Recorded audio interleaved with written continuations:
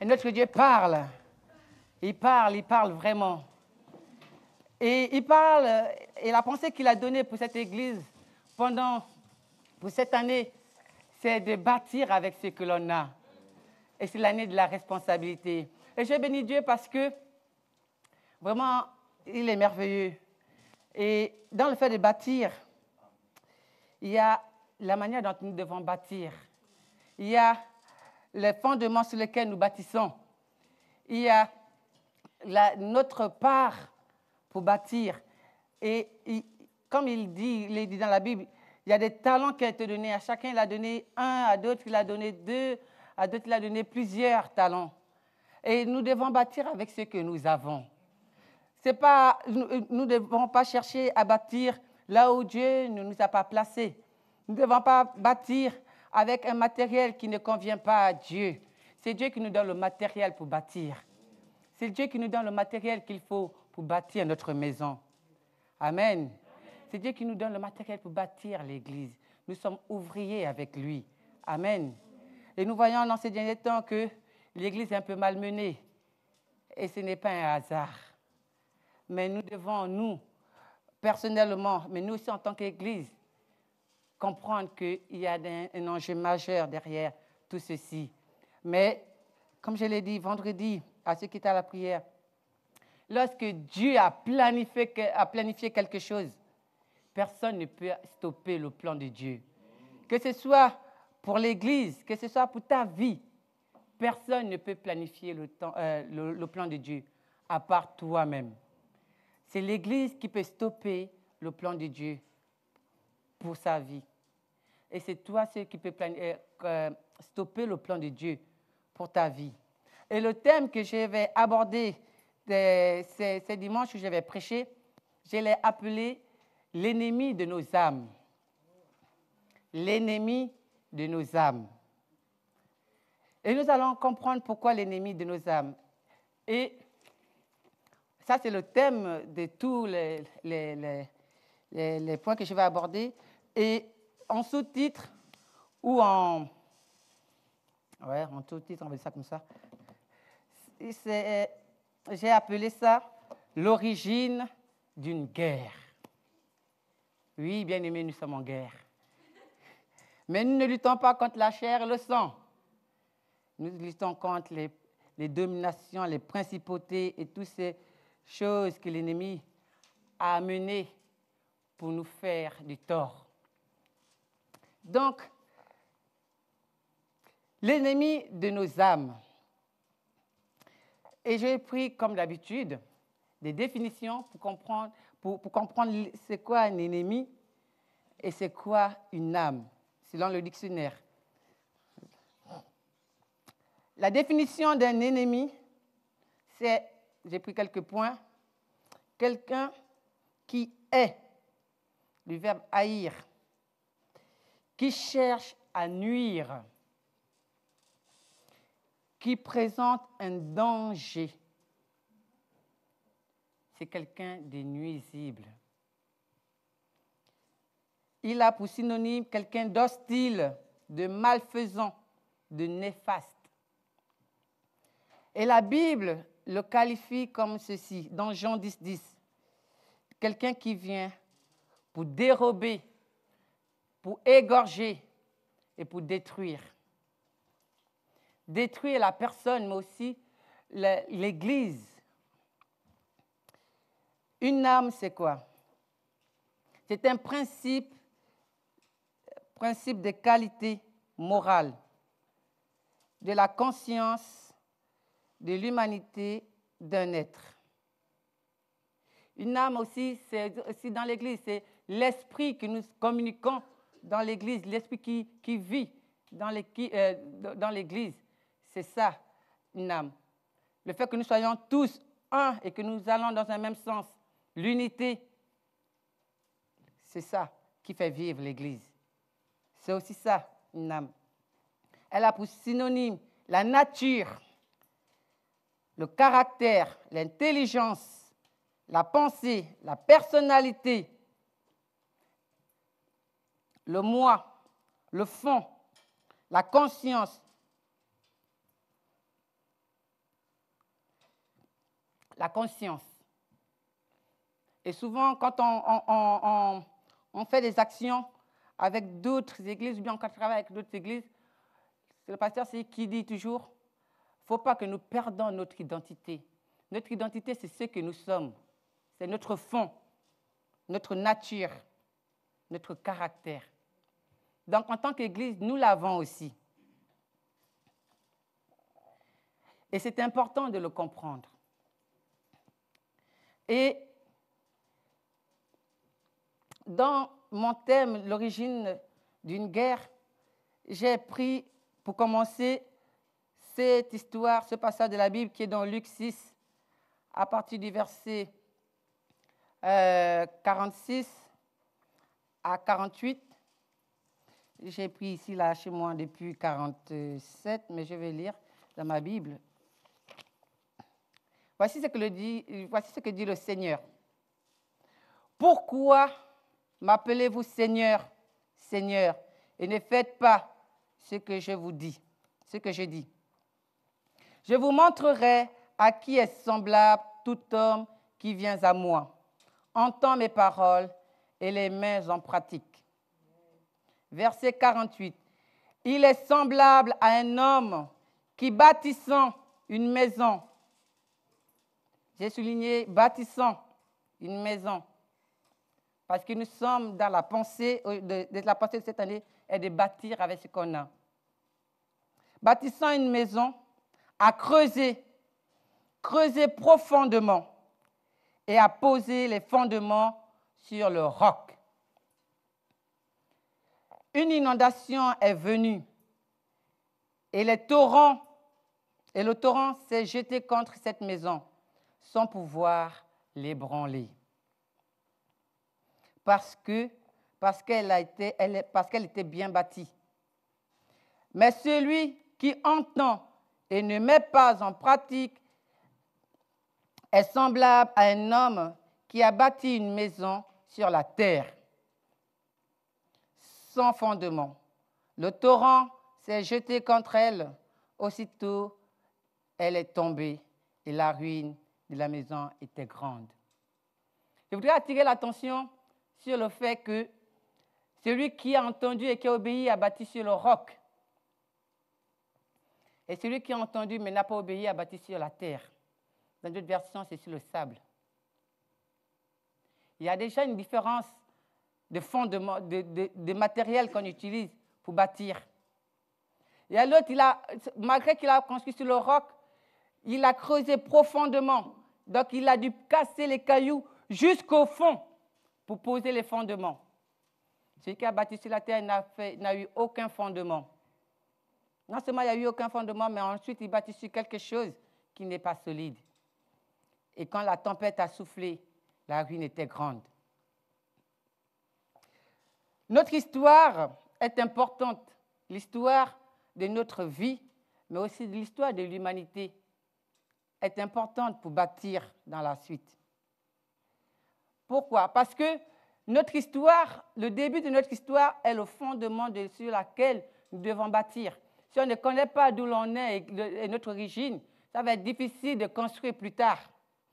Parce que c'est depuis le début que l'on connaît quasiment la fin. Et la Bible, c'est le pasteur Laurence qui le disait la dernière fois, que la Bible nous parle du début et de la fin du monde, de notre histoire. Elle s'ouvre sur le commencement et elle se termine sur un nouveau commencement. Donc, il est important de comprendre d'où l'on vient pour savoir où on va. Si on ne sait pas d'où l'on vient et qui l'on est, on ne saura pas où l'on va et comment il faut y aller. Donc, ce sont des choses que j'ai marquées et qui est important à comprendre. La Bible dit, j'ai noté ça. La Bible dit ceci. Nous nous montrons combien il est important de savoir sur quoi nous bâtissons. Il est vraiment important de savoir sur quoi nous bâtissons et comment nous bâtissons pour pouvoir avoir une maison qui résiste à la tempête. Donc, comment nous bâtissons? et sur quoi nous bâtissons. Ce sont deux choses dans ces versets qui sont vraiment importants. On bâtit sur le roc et on bâtit selon ce que Dieu nous dit. Et c'est ça qui fait tenir la maison. Cela est pareil pour notre propre vie. Il est donc important de savoir notre histoire depuis la fondation du monde pour pouvoir entrer dans ce que Dieu attend de nous par rapport à son plan parfait. Maintenant, je suis allée vraiment au tout début de notre histoire du monde. Et en lisant la Bible, je suis allée jusqu'à la première personne qui a essayé de bâtir sur des mauvais fondements et de la mauvaise manière. Et cela se trouve dans Ézéchiel 28, 12 à 19. J'ai dit une personne, mais en principe, ce n'est pas vraiment une personne. C'est une créature de Dieu. Et je vais lire l'histoire de l'ennemi de notre âme. Dans les passages que j'ai notés, dans les premiers passages, on parle du roi de Tyr. Et à partir du verset 12, on voit une certaine correspondance avec l'ennemi de notre âme, qui s'appelait auparavant Lucifer. Dans le verset 12, on dit ceci. « Fils de l'homme, prononce et proclame sur le roi de Tyr et sur le roi de Tyr. Dis-lui, tu lui diras. Ainsi parle l'Éternel, le Seigneur l'Éternel, excusez-moi. Tu mettais le sceau de la perfection. Tu étais plein de sagesse, parfait en beauté. » Voici qui était l'ennemi de notre âme aujourd'hui, avant la création du monde. Tu étais en Éden, le jardin de Dieu. Tu étais couvert de toute espèce de pierres précieuses, de sardoine, de topaze, de diamants, de chrysolite, d'onyx, de jaspe, de saphir, d'escarboucle, d'émeraude et d'or. Il y a même des pierres que même moi, je n'ai pas encore vues ou entendues. Je ne sais pas si vous avez déjà vu l'escarboucle. Je ne sais pas, c'est quoi comme pierre.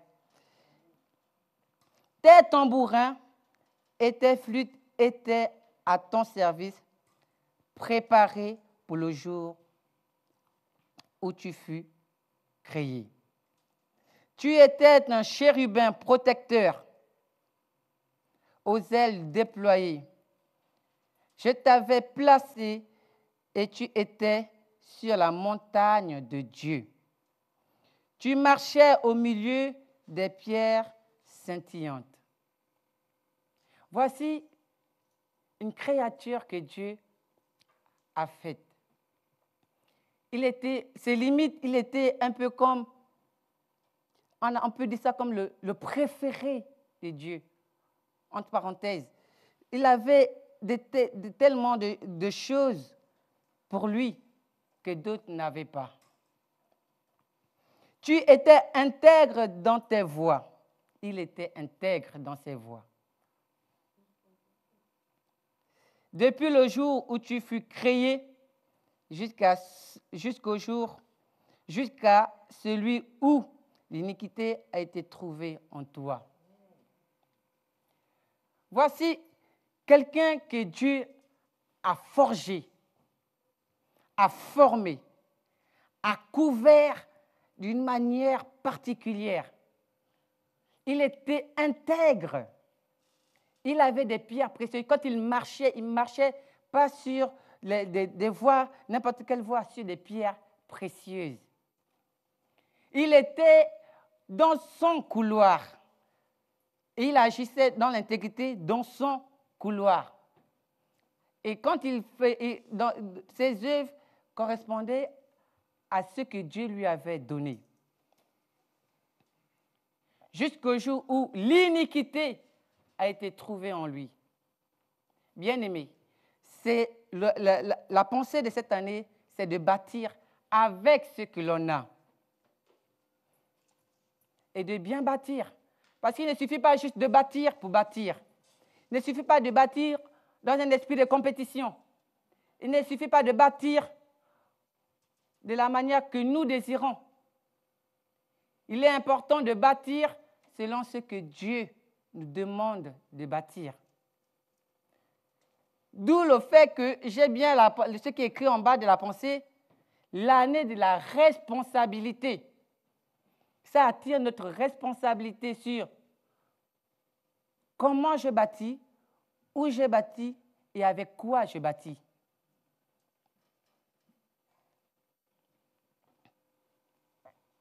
Lucifer, c'était un ange de Dieu, l'un des préférés, je peux dire ça comme ça, de Dieu, parce qu'il avait des attributs que d'autres n'avaient pas. Mais un jour, tout a basculé. Par la grandeur de ton commerce, tu as été rempli de violence. Tu as péché. Je continue de 16 à 19 du même livre et du même chapitre. Je te précipite de la montagne de Dieu et je te fais disparaître. Chérubin protecteur, quelqu'un qui protégeait la présence de Dieu. Je pense, quand le pasteur a prêché ici, par rapport à David, que tes peurs ne freinent pas, je crois, tes projets. On a vu l'image de l'arche de l'Alliance. Voyez-vous, il y a des chérubins sur cette arche. Et leur rôle était de protéger la gloire de Dieu, la présence de Dieu. Donc, ce n'était pas n'importe qui.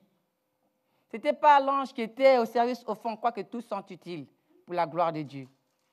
Mais c'était quelqu'un qui était très, très proche de Dieu. Donc, il avait un rôle important. Et dans Ésaïe, on dit qu'il apportait la louange à Dieu, ce qui montre la dimension de la louange pour Dieu. La dimension de la louange, c'est la gloire de Dieu.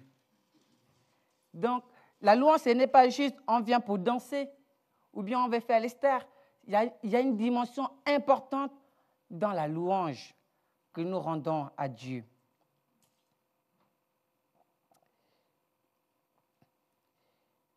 Du milieu des pierres précieuses, chérubin du milieu des pierres précieuses. Verset 17. Ton cœur s'est élevé à cause de ta beauté. Tu as corrompu ta sagesse à cause de ton éclat. Je te jette par terre, je te livre en spectacle au roi. Bien-aimés, nous sommes responsables de ce que Dieu nous donne. Et nous sommes responsables de la mission que Dieu nous confie. Et nous sommes responsables de la manière dont nous faisons le service pour Dieu, dont nous sommes engagés dans l'Église. Dieu voit la manière dont nous le servons. Dieu le voit, le cœur que nous lui donnons. Verset 18. Par la multitude de tes iniquités, par l'injustice de ton commerce, tu as profané tes sanctuaires. Tu as fait sortir du milieu de... Je fais sortir du milieu de toi un feu qui te dévore. Je te réduis en cendres sur la terre aux yeux de tous ceux qui te regardent. Tous ceux qui te connaissent parmi les peuples sont dans la stupeur à cause de toi. Tu es réduit au néant, tu ne seras plus jamais. Frères et sœurs, le temps où nous sommes là, et je vais vraiment, ce n'est pas pour faire peur, mais je vais attirer vraiment, vous attirer à comprendre que le temps où nous sommes, c'est le moment où nous devons saisir la pensée de Dieu et nous atteler à vraiment travailler de la manière que Dieu nous demande. Nous sommes là dans un temps où le monde est en train de subir et de vivre un désordre total. Et je crois que nous sommes aussi dans un temps où l'Église est la lumière dans ce monde. Nous avons un rôle important à jouer dans ce monde. Vraiment important. Et voici comment quelqu'un qui était en haut, il est descendu jusqu'à sur la terre. Il a été jeté. Et je me suis demandé, qu'est-ce qui s'est passé? L'iniquité, vraiment, comment ça a fait pour monter dans le cœur de Lucifer? Qu'est-ce qui s'est passé? Et le Seigneur m'a conduit dans Ésaïe 14, 13 à 14. Voici ce que dit Ésaïe. Tu disais en ton cœur, je monterai au ciel.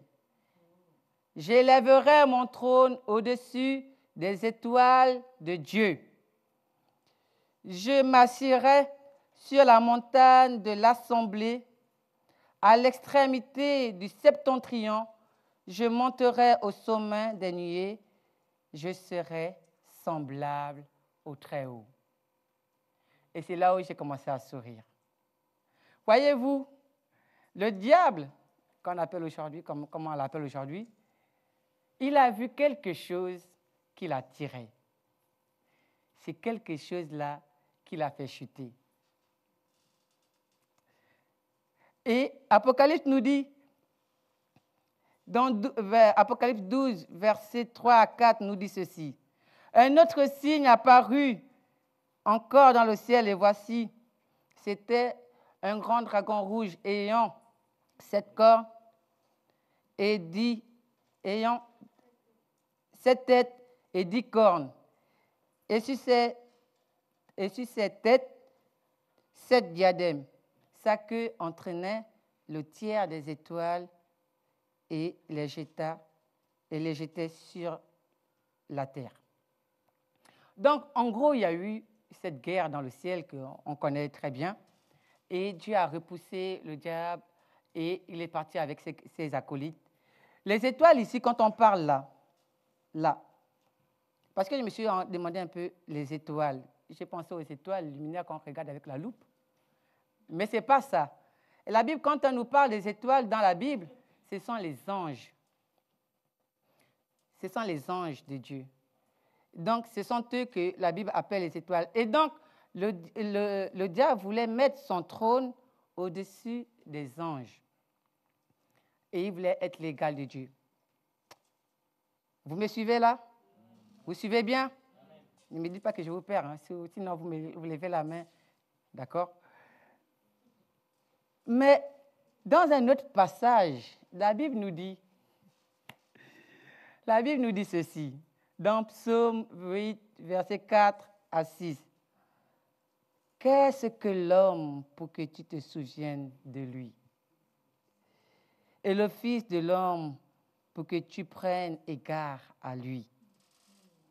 Tu l'as fait de peu inférieur à Dieu et tu l'as couronné de gloire et de magnificence. Tu lui as donné la domination sur les œuvres de tes mains. Tu as tout mis sous ses pieds. Et dans un autre passage de la Bible, parce que il y a beaucoup de passages de la Bible que j'ai lus, mais j'ai compris que, en fait, la place que le diable voulait prendre, c'était la nôtre. Bien aimé, je ne comprends pas. Non, je ne comprends pas. Je crois que, franchement, la Bible dit, Dieu dit, faisons l'homme à notre image et à notre ressemblance. En même temps, le diable dit, la Bible nous dit que tu voulais être l'égal, semblable au Très-Haut. Mais tu ne peux pas être semblable au Très-Haut, frère. La place que tu vises est déjà réservée. Est-ce que vous comprenez là? Non, franchement, moi, quand j'ai lu ça, j'étais dans le bus et j'ai commencé à rigoler. Tellement, je vois la personne que nous sommes. Avant même que tu ne fus, Dieu te connaissait. Et il t'avait déjà établi. Il t'avait déjà établi. Donc, tu es censé, à la fin de tes jours, après avoir œuvré sur la terre, au jour du jugement, être assis à la droite de Dieu. Mais le diable n'a pas compris qu'il y avait une réservation. Que là, la place là était déjà prise. Mais pas par quelqu'un de semblable à lui, mais quelqu'un qui est appelé à juger les anges. Amen. Donc, c'est nous qui devons le juger. Il ne peut pas prendre une place où il va venir juger les autres, or que lui, il est comme tout le monde et on doit le juger. Donc, notre place, depuis le fondement, depuis la création et même avant, était déjà là. Et c'est pour cela que le diable ne nous aime pas. Il faut le comprendre. Le diable ne nous aime pas pour deux choses. Parce que nous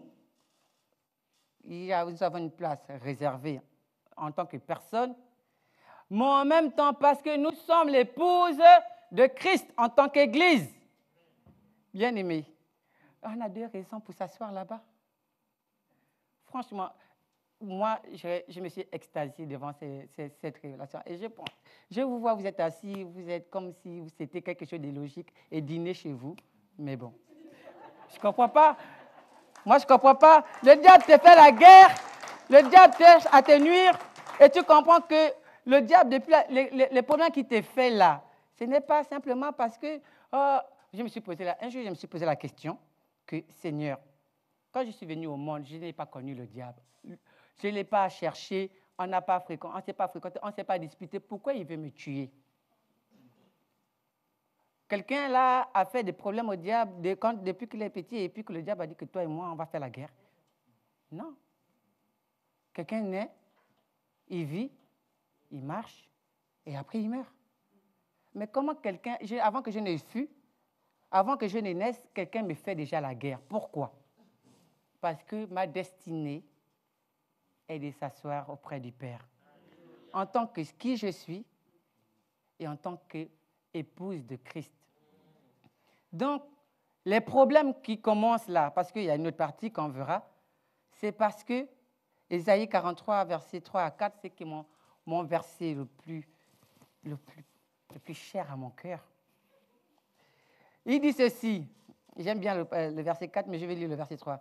« Car je suis l'Éternel, ton Dieu, le Saint d'Israël, ton Sauveur. Je donne l'Égypte pour ta rançon. » À cette époque-là, l'Égypte était la plus grande puissance. Donc, en gros, vous voyez un peu l'Éthiopie et le sabbat à ta place. Parce que tu as du prix à mes yeux.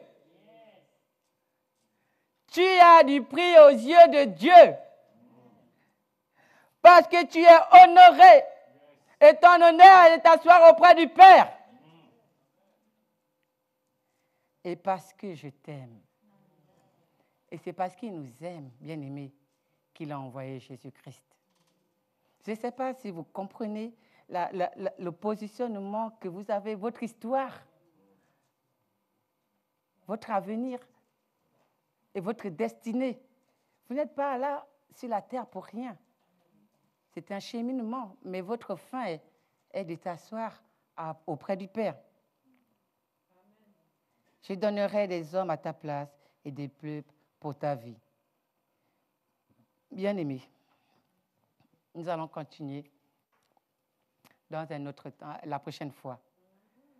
Mais je sais que là où je veux attirer notre attention aujourd'hui, c'est que nous devons prendre conscience que si le diable nous fait la guerre, ce n'est pas pour rien. 1, parce qu'il voulait notre place, mais 2, parce qu'à chaque fois qu'il y a un homme ou une femme qui n'est pas sauvé, il va en enfer. Et l'enfer n'a pas été créé pour les hommes. Ça a été créé pour Satan et ses agents. Donc, à chaque fois qu'il y a un homme qui va en enfer, le cœur de Dieu pleure. Et c'est le moyen qu'il a trouvé pour faire du mal à Dieu. Parce qu'il nous aime. C'est un père.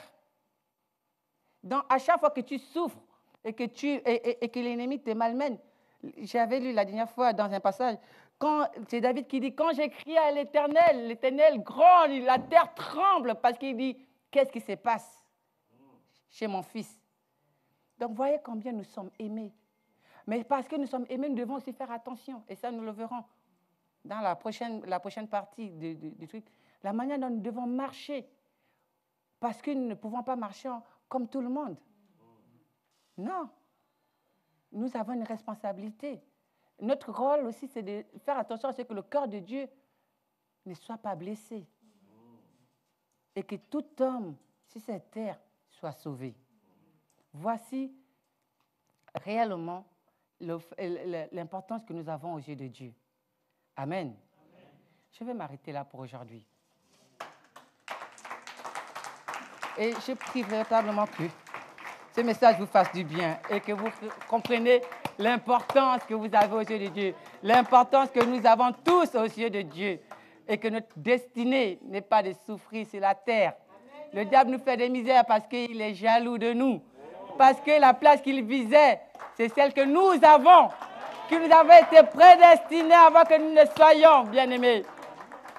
Donc, il n'y a pas de raison de marcher la tête basse. Nous traversons les difficultés parce que nous sommes sur la terre.